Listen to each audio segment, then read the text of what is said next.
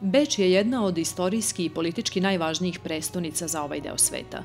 Nalazi se na samom istoku Austrije i leži na reci Dunav.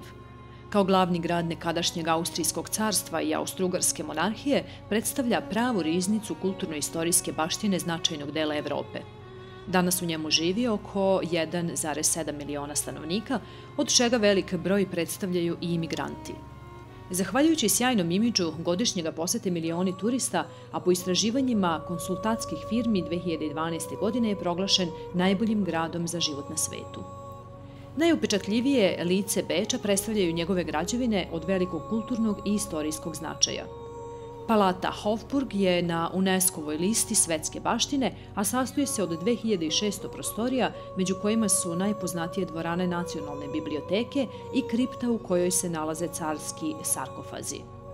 Danas je između ostalog i rezidencija predsjednika Republike Austrije.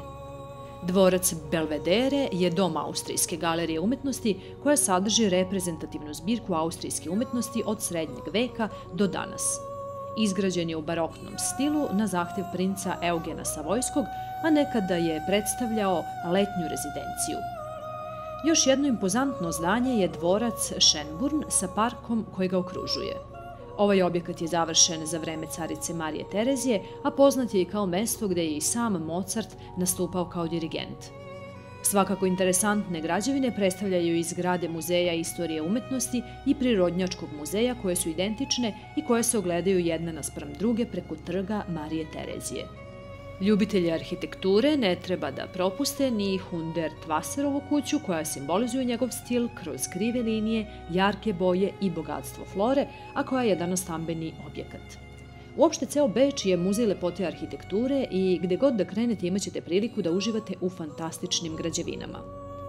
Beč je i prestonica muzičke umetnosti, u njemu su svoja remek dela stvarali Haydn, Mozart, Beethoven, Schubert, Brahms, Mahler i drugi.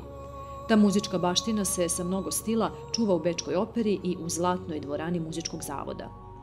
Drugo lice Beča predstavljaju sjajne gostionice, barovi, poslastičarnice koje odišu duhom ovog grada. A to su i brojni ugostiteljski objekti doseljenika iz jugoistočne Evrope ili Azije, tako da pred vama stoji odličan izbor za svačiji ukus, ali i džep. Za aktivniji noćni život koji podrazumeva klubove i diskoteke po običaju treba odmaći od najužeg centra, dok se dobra i nešto mirnija zabava može pronaći u kafejima i pešačkoj zoni centra Beča ili njenoj bližoj okolini.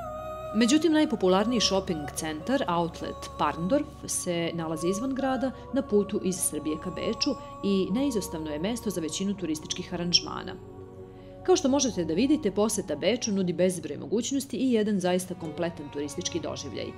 Jedan grad će vam u samo jednom danu pružiti nezaboravnu lekciju o istoriji i slavi zapadnoevropskih tekovina, o vrhunskoj kulturi, ali i o multikulturalnom konceptu današnje Evrope.